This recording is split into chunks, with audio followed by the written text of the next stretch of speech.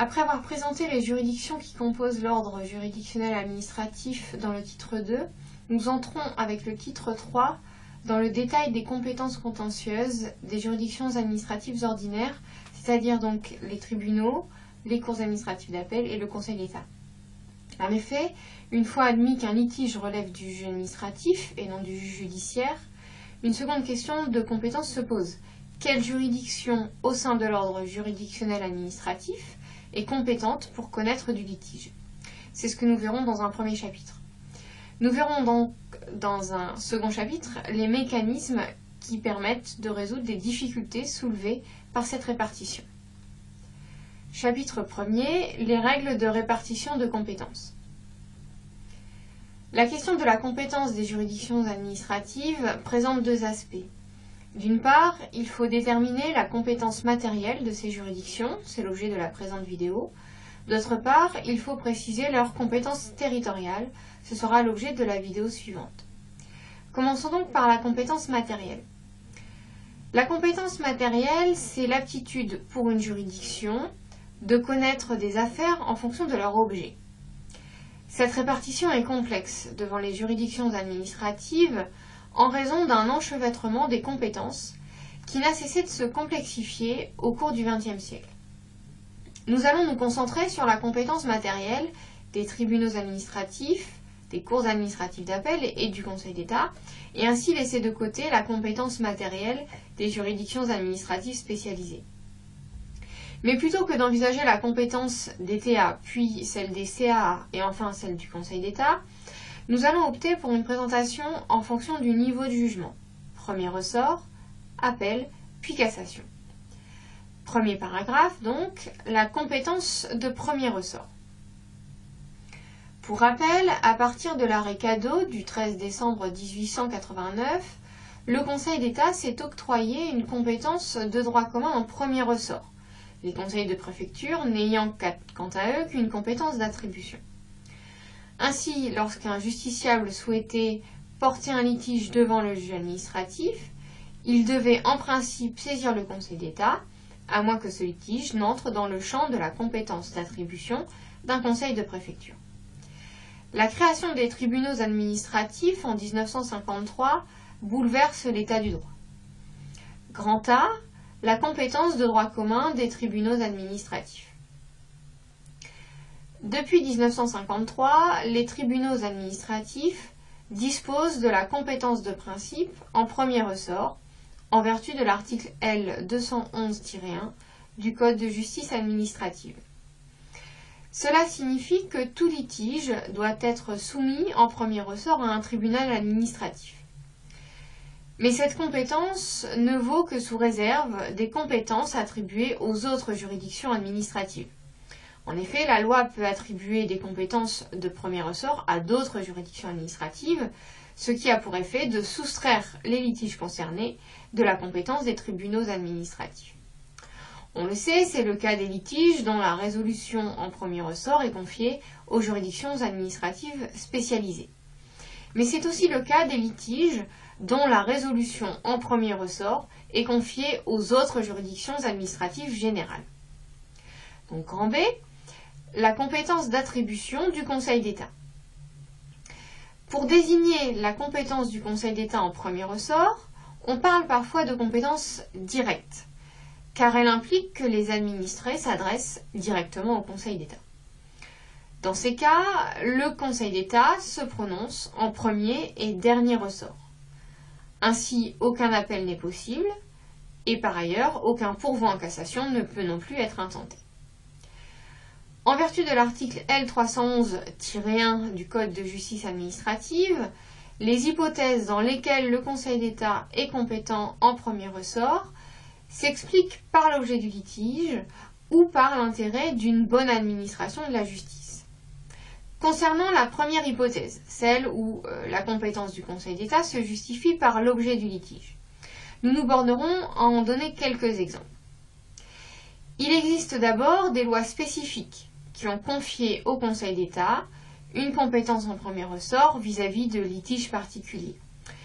Les articles L. 311-2 et suivants du Code de justice administrative regroupe l'ensemble de ces cas. On trouve ainsi référencé l'article 61 du Code civil, qui donne compétence en premier ressort au Conseil d'État pour les décrets d'opposition au changement de nom. Différentes lois donnent par ailleurs compétence au Conseil d'État en premier ressort pour certaines élections. Élection des représentants au Parlement européen, par exemple, élections aux conseils régionaux et à l'Assemblée de Corse, élections encore aux assemblées en Nouvelle-Calédonie ou en Polynésie française. Diverses lois organiques donnent également compétence au Conseil d'État en premier ressort pour certaines délibérations prises par les conseils généraux ou régionaux des départements d'outre-mer et régions d'outre-mer. Ensuite, à côté de ces lois, la partie réglementaire du Code de justice administrative détermine des hypothèses où le Conseil d'État est compétent en premier ressort, en raison également de l'objet du litige.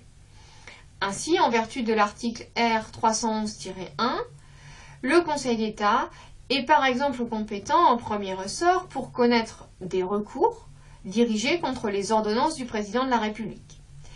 Il est également compétent pour les recours contre les décrets, quels qu'ils soient, décret du président, décret du Premier ministre.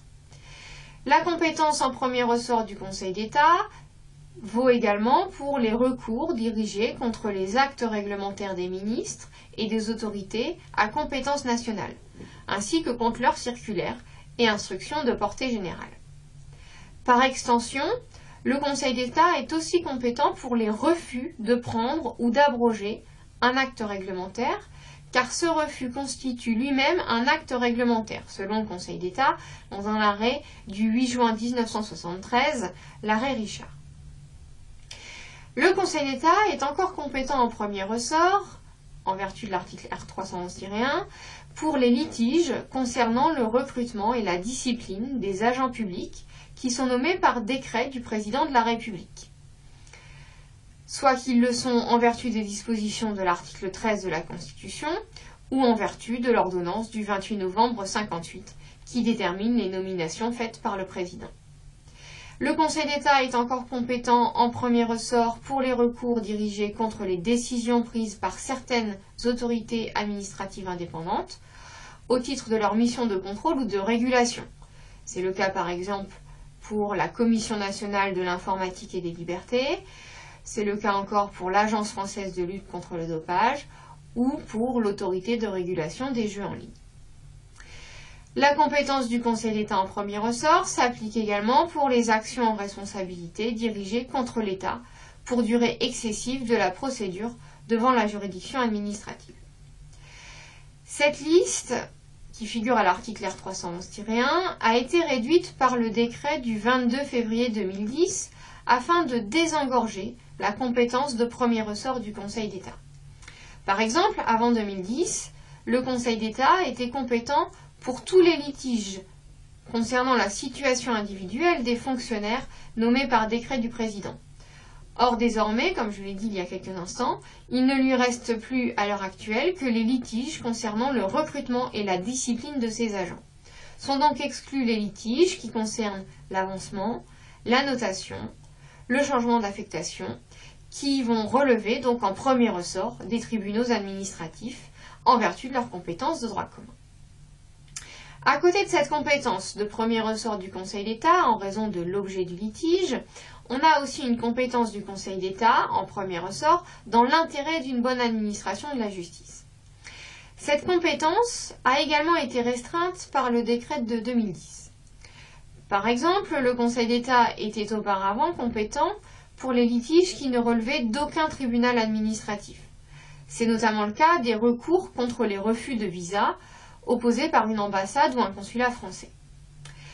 À présent, l'article R 312-18 donne compétence au tribunal administratif de Nantes en ce domaine et donc supprime implicitement la compétence du Conseil d'État.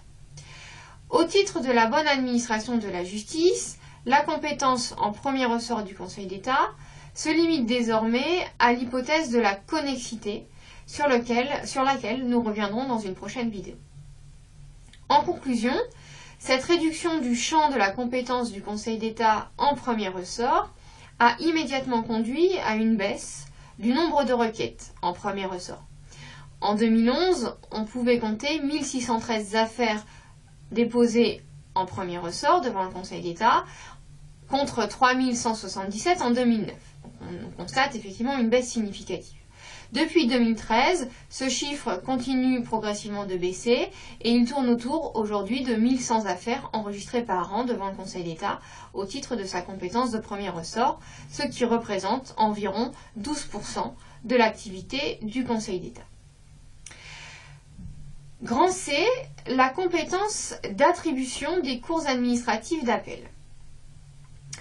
Dans son principe, la possibilité d'une compétence en premier ressort des cours administratives d'appel a été posée par la loi du 13 décembre 2011. Depuis cette date, plusieurs décrets ont rendu cette possibilité concrète. En vertu de l'article R311-2, la Cour administrative d'appel de Paris est compétente pour connaître en premier et dernier ressort de 3 types de litiges. Il s'agit d'abord des recours dirigés contre les arrêtés du ministre du Travail relatifs à la représentativité des organisations syndicales.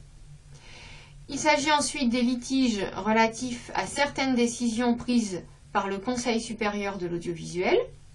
C'est le cas notamment des autorisations des fréquences pour la diffusion de services locaux de radio et de télévision par voie hertzienne.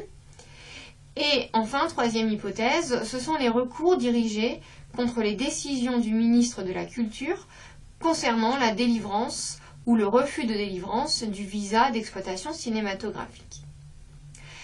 L'article R311-3 est quant à lui plus général dans la mesure où il donne une compétence en premier ressort à toutes les cours administratives d'appel.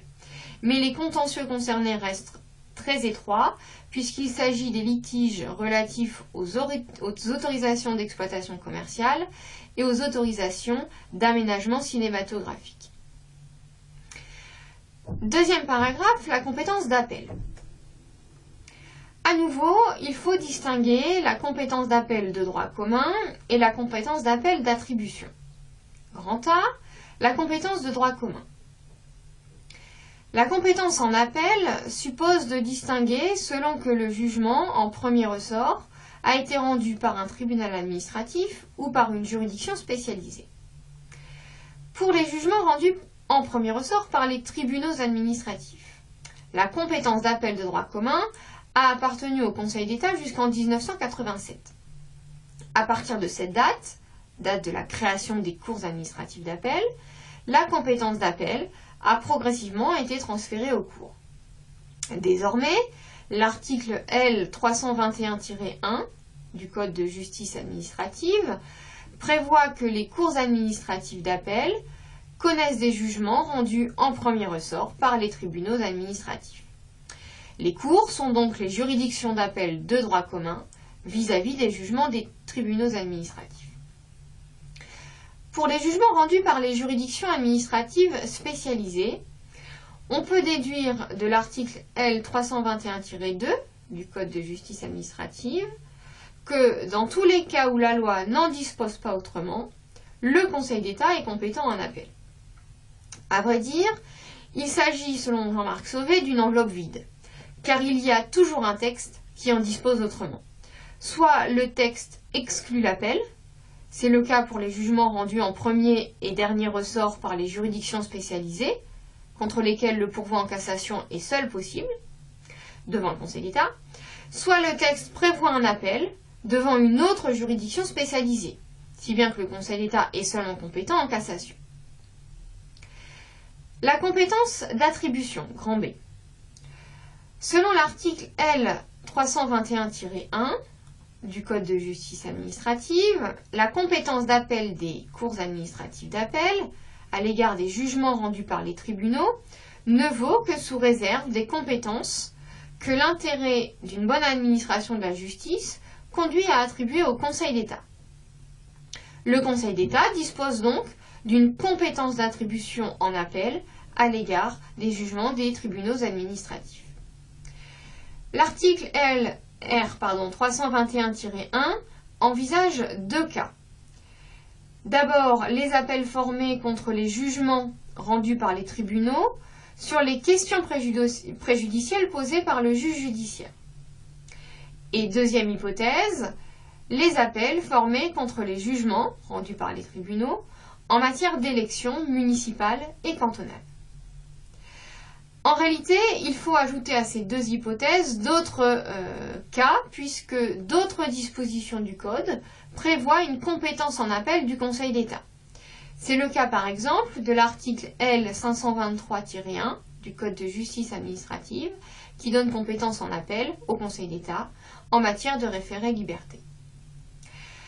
En pratique, cette compétence d'appel du Conseil d'État est faible. En 2016, elle représente 235 saisines du Conseil d'État, ce qui ne correspond qu'à 2% du nombre total de saisines. Troisième paragraphe, la compétence de cassation. La compétence de cassation est la plus simple, car elle est exercée par une seule juridiction. En effet, l'article L. 331-1 du Code de justice administrative précise que le Conseil d'État est seul compétent pour statuer sur les recours en cassation dirigés contre les décisions rendues en dernier ressort par toutes les juridictions administratives. Ce monopole est indissociable de la qualité de juridiction administrative suprême que l'article L. 111-1 du Code de justice administrative confère au Conseil d'État. Cette compétence de cassation représente aujourd'hui près de 70% de l'activité juridictionnelle du Conseil d'État. Elle s'exerce à l'égard de tous les jugements rendus en dernier ressort. On peut, plus précisément, identifier 4 cas. Il s'agit d'abord des arrêts rendus en dernier ressort par les cours administratives d'appel. Il s'agit ensuite des décisions rendues en premier et dernier ressort par les tribunaux administratifs, pour lesquels il n'y a donc pas d'appel possible, mais seulement un pourvoi en cassation. Nous avons déjà rencontré cette hypothèse, c'est le cas en matière de référé-suspension, de litige relatif au refus du concours de la force publique. C'est le cas également pour les litiges relatifs au permis de conduire. La liste figure à l'article R. 811-1. Troisième hypothèse où la cassation est envisageable, ce sont les décisions rendues par les juridictions administratives spécialisées en premier et dernier ressort. L'exemple du Conseil supérieur de la magistrature ou encore de la Cour nationale du droit d'asile. Et enfin, quatrième cas, ce sont les décisions rendues par les juridictions administratives spécialisées d'appel. L'exemple de la Cour des comptes peut être cité lorsqu'elle statue en appel sur les jugements des chambres régionales des comptes. En cas de cassation, le Conseil d'État renvoie le litige à la juridiction dont émane la décision censurée, ou si un motif de bonne administration de la justice le justifie, il règle lui-même l'affaire au fond, en vertu de l'article L. 821-2. Cette compétence de cassation, à l'égard de toutes les juridictions administratives, a permis au Conseil d'État de devenir le régulateur de l'ordre juridictionnel administratif, cette expression étant celle du Conseil d'État lui-même, que l'on retrouve par exemple dans l'arrêt du 17 octobre 2003 du Gouin contre département de l'Essonne. À ce titre, le Conseil d'État dispose d'autres prérogatives qui lui permettent de conforter ce rôle et qui dérivent de sa fonction de juge de cassation. Il peut être saisi par exemple pour avis par les tribunaux et les cours lorsque ceux-ci rencontrent une difficulté relative au droit applicable dans un litige. Cette procédure d'avis contentieux figure à l'article L. 113-1 du Code de justice administrative. Il a aussi, le Conseil d'État, un rôle de filtre dans la procédure de questions prioritaires de constitutionnalité. Et enfin, il intervient en cas de difficulté relative à la répartition de compétences au sein de la juridiction administrative. Nous y reviendrons un petit peu plus tard.